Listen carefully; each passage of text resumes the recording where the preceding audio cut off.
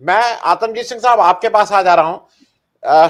उससे पहले मैं एक विनय भारती जी हूं, बार बार एक चीज पूछ रहे हैं मैं कि आनंद जी, वो पूछ रहे हैं, आनंद जी आज आपसे एक सवाल पूछना चाहते हैं, क्या आपने अपने जीवन काल में इससे पहले कभी इतना असंवेदनशील, इतना जड़ और इतना अचेतन समाज कभी देखा था? मैं भी उसी पार्ट हूँ समाज का, तो वो तो अगर हम में से किसी ने नहीं देखा था, लेकिन उसके लिए हम लोग भी उतने ही जिम्मेदार हैं, उसमें जिम्मेदारी हम सबके ऊपर बराबर की है। खैर, आतमजीत सिंह साहब, एक चीज इम्पोर्टेंट, जिगर साहब मैं फिर से आ जाऊंगा आपके पास, आपका कनेक्शन ड्रॉप हो गया था, या कंप्लीट कर लें, आप कंप्लीट कर लें। मैं आतमजीत सिंह साहब से लेके फिर अभी आता हूँ, मैं आता हूँ आपके पास, आता हूँ। आतमजीत सिंह साहब, जी सर, एक चीज आतमजीत सिंह साहब जो राहुल गांधी ने कही, और मुझे मतलब मैं इस बात को इसलिए कह रहा हूं कि राहुल गांधी शायद उस डर के जो थ्रेशोल्ड है ना, उसके आगे निकल गए हैं। वहां पे ये पूछा गया, और ये हमारे यहाँ भी पूछा जाता है कि राहुल गांधी के उसने उस पत्रकार ने पूछा कि आपको डर नहीं लगता है कि भाई आपकी माँ, अरे आपके पिता, आपकी दादी की हत्या हुई थी, और ये जो है ये एक मतलब ये थ्रेट है। तो राहुल गांधी ने उसको बहुत सहज होकर जवाब दिया, और जैसा वो यहाँ पे भी कहते थे कि अगर है तो है, अगर आपको याद हो श्रीनगर की उनकी वो स्पीच, जहां पे उन्होंने कहा था कि भाई लाल अगर कपड़ा होना है तो ठीक है, हो जाएगा लाल। तो राहुल गांधी क्या उस थ्रेशोल्ड को क्रॉस कर दिए हैं? नंबर एक।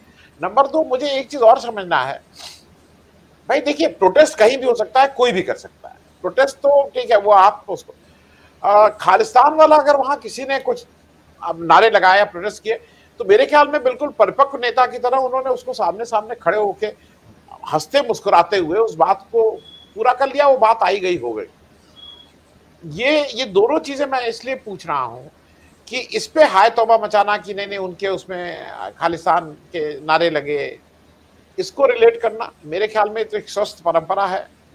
ठीक है, हम जितना भी उसको अच्छा माने ना माने, और दूसरी बात जो हत्या वाला उनका एक वो है, वो एक रियल थ्रेट है, मतलब दैट थ्रेट इज देयर। जी आनंद वर्धन जी, पहला विषय आपने जो कहा कि राहुल गांधी अब डर नहीं रहे हैं, वो डर के आगे निकल चुके हैं, और उनको ये बात समझ में आ गई है कि देश की जनता जो है वो चेंज चाह रही है, वो मीडिया के छलावे में नहीं आ रही, गोदी मीडिया के छलावे में तो बिल्कुल नहीं आ रही। जब उनकी वो 48 मिनट्स की स्पीच में उनका पहला सेंटेंस ये था कि हमारे देश में, मैं क्यों कहता हूँ डेमोक्रेसी खतरे में है, कि देश की इंस्टीट्यूशंस को जो है वो कॉम्प्रोमाइज कर दिया गया है, चाहे वो एग्जीक्यूटिव हो, लेजिस्लेटिव हो, जुडिशरी हो या मीडिया हो। जुडिशरी, अगर पहलवान सुप्रीम कोर्ट जाते हैं एक कंप्लायंस के लिए, वो एफआईआर दर्ज होती है, पॉक्सो का केस रजिस्टर होता है, उसके बाद पॉक्सो एक्ट के तहत जो गिरफ्तारी होनी चाहिए, चाहे वो मेंबर पार्लियामेंट क्यों ना हो, 6 बार का एमपी क्यों ना हो, जब वो नहीं होती है तो देश ये सवाल पूछता है कि क्या पॉक्सो एक्ट और सेक्सुअल ऑफेंस एक्ट और विशाखा गाइडलाइंस क्या आम सिटीजन्स के लिए है, खास सिटीजन्स के लिए नहीं है? तो इसमें ये जो बेसिक स्ट्रक्चर और फेडरल स्ट्रक्चर का मामला खड़ा हो जाता है कि हम देश में एक बेसिक स्ट्रक्चर की बात करते हैं, एक फेडरलिज्म की बात करते हैं, न्यायालय के सामने सब बराबर है की बात करते हैं, और यही सुप्रीम कोर्ट ने अभिषेक मनु सिंघवी की एप्लीकेशन पे कहा था बेसिक स्ट्रक्चर की, भाई हम स्पेसिफिक केस पे डिसीजनिंग कर सकते हैं, आप क्या प्रताड़न किसी भी मेंबर पार्लियामेंट का हो रहा हो या मिनिस्टर का हो रहा हो या ऑपोजिशन रूल स्टेट का हो रहा हो, आप स्पेसिफिक केसेस लेके आइए, हम उस पर फैसला देंगे, पर ऐसे कोई ब्लैंकेट अप्रूवल हम नहीं दे सकते कि किसी एमपी पे कार्रवाई करने से पहले तहकीकात हो। जो बात कांग्रेस के ऑपोजिशन के एमपीज कह रहे थे, वो बात तुरंत पलट के अब बृजभूषण शरण सिंह पे आ गई कि बृजभूषण शरण सिंह कह रहे हैं कि पॉक्सो एक्ट बदला जाना चाहिए, और 5 जून को उन्होंने महंतों की और संतों की मीटिंग अयोध्या में रखवा दी। हालांकि कुछ कॉम्प्रोमाइज फॉर्मूला मुझे लग रहा है कि रेसलर्स के साथ सरकार की वार्ता चल रही है, रेसलर्स को वहां से उठा दिया गया है, तो डेफिनेटली अब रेसलर्स भी ये सोच रहे हैं कि नेक्स्ट स्टेप क्या करेंगे। खैर ये दूसरा विषय है। जहां तक राहुल गांधी की बात है, राहुल गांधी के विषय में, राहुल गांधी अब डर से परे निकल चुके हैं, क्योंकि भारत जोड़ो यात्रा में जब उन्होंने शुरुआत की थी तो उन्होंने 108 लोगों को बुलाया कि आप क्या मेरा इस यात्रा में साथ देंगे। उन्हें पता नहीं था कि उनको रिस्पॉन्स क्या मिलेगा, यही बात उन्होंने वहां कही। और उन्होंने ये भी कहा कि क्योंकि मेरे घुटने के दर्द शुरू हो गया था पहले यात्रा के पहले लेग में ही, तो मुझे नहीं पता लग रहा था कि मैं 4000 किलोमीटर की यात्रा कैसे पूरा करूंगा। पर हालांकि जैसे कहते हैं कि जैसे जैसे वो लोग बढ़ते रहे, थोड़ी हिम्मत आई और कारवां बढ़ता गया। तो ये उनको वहां से जो एक बूस्ट मिला लोगों के द्वारा कि नहीं आप अच्छा काम कर रहे हैं, और जो मीडिया में दिखाया जा रहा है हम उसको बिल्कुल बिलीव नहीं करते हैं। और ये देश की अखंडता के लिए, देश की संप्रभुता के लिए, देश में माइनॉरिटीज के राइट्स के लिए, देश में शोषित समाज की लड़ाई के लिए, देश में दलितों की लड़ाई के लिए, देश में सोशल जस्टिस के लिए, देश में महिलाओं की सुरक्षा के लिए, बॉर्डरों पर चाइना से सुरक्षा के लिए, और आंतरिक सुरक्षा जो मिजोरम में हो रहा है, इसके लिए ये भारत जोड़ो यात्रा बहुत कारगर साबित होगी। इससे देश में फिर एकता बनेगी और देश में एकजुटता बनेगी और लोग इकट्ठे होंगे। इससे उनको एक ये बूस्ट मिला, और जिसके बिहाफ पे उन्होंने 3600 किलोमीटर की यात्रा पूरी करके लाल चौक पे जाने की हिम्मत की, और उनको अच्छा रिस्पांस मिला। 21 दिन कर्नाटका में बिताया, उसका रिजल्ट आपने देखा, कर्नाटका के इलेक्शन वो जीत गए। हिमाचल प्रदेश में उन्होंने बात की ओल्ड पेंशन स्कीम की और तमाम वहां की बातों की, वहां भी वो इलेक्शन जीते। अब चूंकि 4 स्टेटों में इलेक्शन है और चूंकि वो मेंबर पार्लियामेंट नहीं है, तो अब मानसून सेशन में वो वहां नहीं जाएंगे, तो अपनी बात कहें तो कैसे कहें। तो जहां भी यूनिवर्सिटी से उनको इनवाइट आता है, स्टैनफोर्ड से, या कोई प्रेस कॉन्फ्रेंस करनी होती तो अपनी वहां से वो बात करते हैं, जो अंतर्राष्ट्रीय मीडिया के द्वारा गोदी मीडिया को भी और नॉन गोदी मीडिया, सोशल मीडिया को भी दिखानी पड़नी कंपल्सरीली हो जाती है, क्योंकि अदरवाइज तो वो कभी भी ना दिखाएं उनका वक्तव्य, अगर वो वक्तव्य कहीं यहाँ हो रहा हो, क्योंकि उसको ब्लैकआउट कर दिया जाएगा, जैसे किसान आंदोलन को ब्लैकआउट कर दिया गया, जैसे रेसलर्स के आंदोलन को ब्लैकआउट कर दिया गया, और तमाम चीजें जो देश की इंपॉर्टेंस होती है, पुलवामा अटैक पे सतपाल मलिक की बात को ब्लैकआउट कर दिया गया, उस बात पे कोई चर्चा ही नहीं होती है, और कहा जाता है कि डाइवर्जनरी टैक्टिक्स करके वो खत्म कर दिया जाता है। इसमें एक सवाल और खड़ा हो जाता है, क्या मोदी साहब इस तरह की प्रेस कॉन्फ्रेंस कर सकते हैं? अजीत कुमार झा ने बहुत अच्छी तरह से समझाया कि प्रेस कॉन्फ्रेंस में उन्होंने क्या क्या कहा, और उनका कॉन्फिडेंस लेवल हाई था तमाम सवालों पे, चाहे वो रशिया का हो, चाइना का हो, इंटरनेशनल मीडिया का हो, लोकल मीडिया का हो। हिंदुस्तान में इस टाइम जो पार्लियामेंट्री डेमोक्रेसी की प्रॉब्लम्स हैं उसको एड्रेस करना हो, तो उन्होंने एक कॉन्फिडेंस दिखाया। क्या ये कॉन्फिडेंस मोदी साहब दिखा सकते हैं? ये बड़ा सवाल खड़ा हो जाता है। जिस तरीके की स्टैंडर्ड ऑफ स्पीच की बात की शीतल पी सिंह जी ने, कि किस तरीके का स्टैंडर्ड ऑफ स्पीच था, क्या वो स्टैंडर्ड ऑफ स्पीच टेलीप्रॉम्प्टर के बगैर मोदी साहब कर सकते हैं? हमारे देश में एक टेलीप्रॉम्प्टर पीएम है, अगर उसका टेलीप्रॉम्प्टर नहीं चलता है तो वो एक सेंटेंस तक नहीं बोल सकते हैं। ये बात सब जानते हैं, पर क्या मीडिया में ये बात लोग कह सकते हैं कि वो टेलीप्रॉम्प्टर पीएम है? तीसरी बात मैं ये कहूंगा कि फॉरेन पॉलिसी पे जिस क्लैरिटी से राहुल गांधी जवाब देते हैं, अजीत कुमार झा साहब ने कहा, क्या मोदी साहब उस क्लैरिटी से फॉरेन पॉलिसी पे, चाइना इशू पे, या रशियन रिलेशनशिप पे क्या वो अपना स्टैंड बता सकते हैं कि उनका स्टैंड इंटरनेशनल मार्केट में क्या है?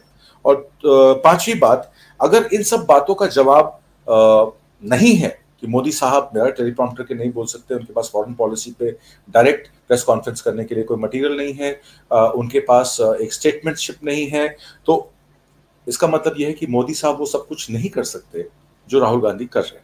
इसका मतलब राहुल गांधी पप्पू नहीं है।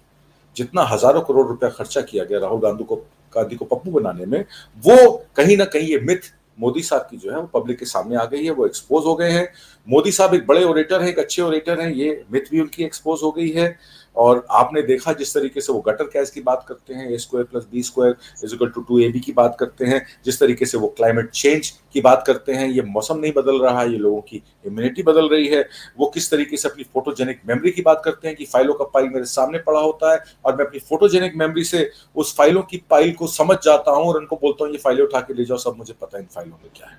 तो अंतर्यामी है मोदी साहब जो वैसी बातें करते हैं। और राहुल गांधी के अगर आप उसका विश्लेषण करेंगे तो इंटरनेशनल प्रेस में जिस तरीके की वो स्पीचेस देते हैं, जिस तरीके से बगैर टेलीप्रॉम्प्टर के वो सवालों का जवाब देते हैं, जिस तरीके से वो बाकी चीजों पर, देश की सोशल जस्टिस पर, देश की जो सोशल फैब्रिक है हमारा कंट्री का पिछले 74 साल का, उनकी हिस्ट्री की समझ, उनकी ज्योग्राफी की समझ, वो खुद कहते हैं कि जब मैं भारत जोड़ो यात्रा में गया तो तमाम चीजें मैंने ऐसी सीखी जो शायद मैं मेंबर पार्लियामेंट रहते हुए एक तुगलक रोड के मकान में रह के नहीं सीख सकता था।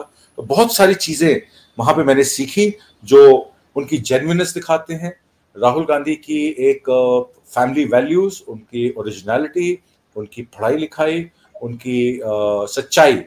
कोई चीज का जवाब वो उल्टा, जिस चीज का जवाब नहीं है उनके पास, वो मना कर देते हैं, मेरे लिए नहीं पता है। जेन्युइनली हर चीज का जवाब देना। जब उनको बीजेपी अटैक करती है वो और निखर के आ रहे हैं, उनकी बातों में, उनके जवाबों में, और कई चीजों के उन्होंने प्रेडिक्शंस भी किया। आपको ज्ञात हो जिस तरीके से उन्होंने डिमोनेटाइजेशन के बारे में कहा, डिमोनेटाइजेशन देश के लिए गलत है, अर्थव्यवस्था डूब जाएगी, सच निकला। जब कोविड में उन्होंने कहा कि एक समय आएगा जब लोग जो है अपने घरों के अंदर बंद हो जाएंगे और सारी अर्थव्यवस्था अस्त व्यस्त हो जाएगी, ये कोविड बहुत खतरनाक बीमारी है, इसमें डोनाल्ड ट्रंप को और उनको नहीं बुलाना चाहिए, वो बात सच हुई। उन्होंने एक बात और कही कि बेरोजगारी का टाइम, एक समय ऐसा आएगा जब बेरोजगार सड़क पर दौड़ेंगे और सरकार के लोग आगे आगे भाग रहे होंगे, वो पीछे डंडे लेके चल रहे होंगे। वो सच्चाई भी मुझे लगता है होती नजर आ रही है। और सोशल जस्टिस की जिस तरीके से उन्होंने बात की कि देश के जो दलित हैं, देश के जो पिछड़ा वर्ग है, उनकी प्रताड़ना होने वाली है, हिंदू वोट के नाम पे उनसे वोट तो ले लिया जाएगा पर उनको उनका हक नहीं दिया जाएगा। तो इस तरीके से उन्होंने एक बहुत इंपॉर्टेंट काम जो ये किया, क्रोनी कैपिटलिज्म को जो एक्सपोज किया भारत जोड़ो यात्रा के खिलाफ, और उसके बाद जो हिंडनबर्ग की रिपोर्ट आई, इससे ये ऑथेंटिकेट हो गया कि राहुल गांधी राइट ट्रैक पे हैं। उन्होंने अदानी अंबानी पे अटैक किया और कई दफा हमारे प्रोग्रामों में भी हमारे पैनलिस्ट ने भी कहा कि राहुल गांधी को सिर्फ अदानी अंबानी पे अटैक नहीं करना चाहिए, क्योंकि अगर खाली अदानी अंबानी पे अटैक करेंगे तो ये मामला एक कॉर्पोरेट वॉर का मामला रह जाएगा, इसमें कोई पॉलिटिकल माइलेज उनको नहीं मिलने वाली है। पर अब आप होते ये देख रहे हैं कि वो जो उन्होंने वार किया अदानी अंबानी पे, उसको हिंडनबर्ग ने ऑथेंटिकेट भी किया, जिसकी वजह से आज हम लोग सब ये फिर से बात कर रहे हैं। इसका मतलब कि उनको ये बात का पता था कि ये सरकार 2 आदमी खरीद रहे हैं और 2 आदमी बेच रहे हैं और चारों गुजराती हैं, तो ये बात उनकी सच निकली। अब लास्ट का पॉइंट जो आपने खालिस्तान का इशू उठाया, बड़ा सेंसिटिव इशू है ये।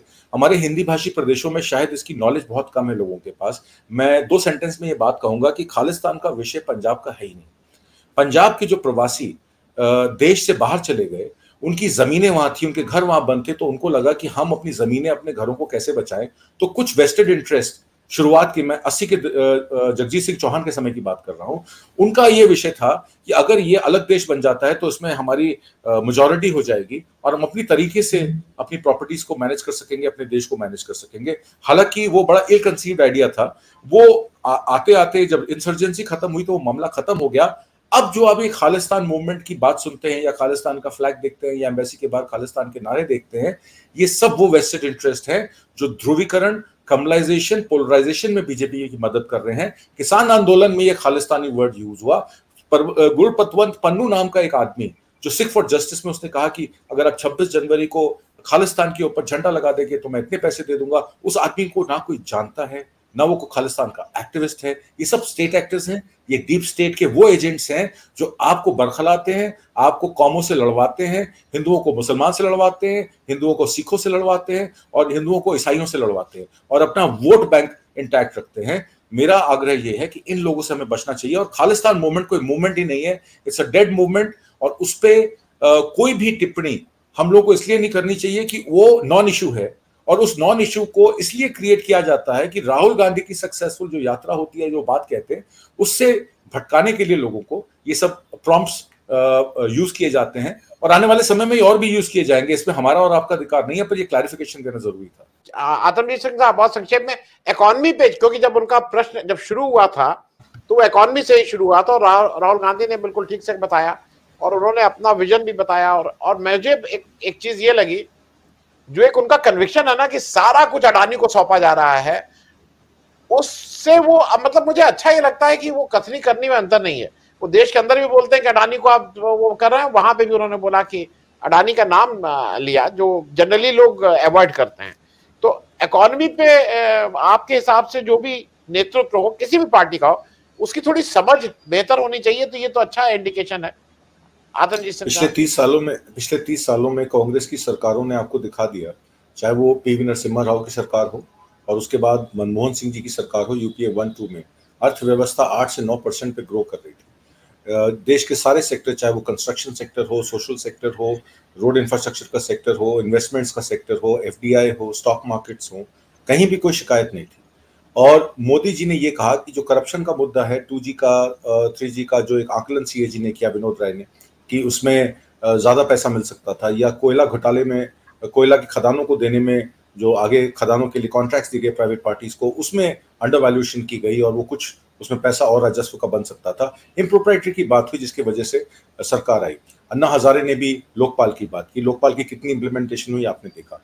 मोदी सरकार आते ही उन्होंने डिमोनेटाइजेशन करके ये वादा किया कि इसमें हम लोग जो है नकली धन पकड़ लेंगे, और कश्मीर में जो टेररिज्म है उसको कंट्रोल कर लेंगे। डिमोनेटाइजेशन का क्या हुआ, अर्थव्यवस्था में कोविड के बाद जीडीपी नेगेटिव -22% गई, आज तक उसकी रिकवरी नहीं है, इन्फ्लेशन कंट्रोल में नहीं है।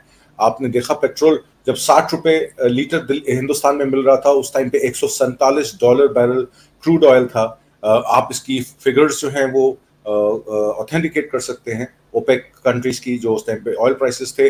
आज की डेट में हम लोग 100 रुपया पेट्रोल डीजल का पैसा दे रहे हैं, और कोविड टाइम में तो 40 से $45 बैरल था। तो ये पैसा जा कहाँ रहा है? ये पैसा इंफ्रास्ट्रक्चर में जा रहा है। अगर इंफ्रास्ट्रक्चर में जा रहा है तो नेशनल हाईवे पे इतने टोल प्लाजास क्यों हैं? इतना पैसा क्यों हमसे लिया जा रहा है? बहुत सारी चीजें हैं। सरकार जो दिखा रही है वो कर नहीं रही, और जो कर रही है वो दिखा नहीं रही। क्या नहीं दिखा रही? महिलाओं का यौन उत्पीड़न हो रहा है, वो नहीं दिखा रही। अर्थव्यवस्था की पंगु हो गई है सिचुएशन, वो नहीं दिखा रही। अनएम्प्लॉयमेंट चरम सीमा पे है, 2 करोड़ नौकरियों का वादा किया था, 77 लाख नौकरियां नहीं दे पाए, वो मेन बात है। और कई सारी ऐसी चीजें जो प्रधानमंत्री मोदी के मैनिफेस्टो उठा लीजिए 2014-19 का, आप बता दीजिए कितनी बातें उन्होंने पूरी की। फ्री राशन की जो बात करते हैं, मैं टिप्पणी करके अपनी बात खत्म करूंगा। देश पे 2014 में 45 से 46 लाख करोड़ रुपए कर्जा था।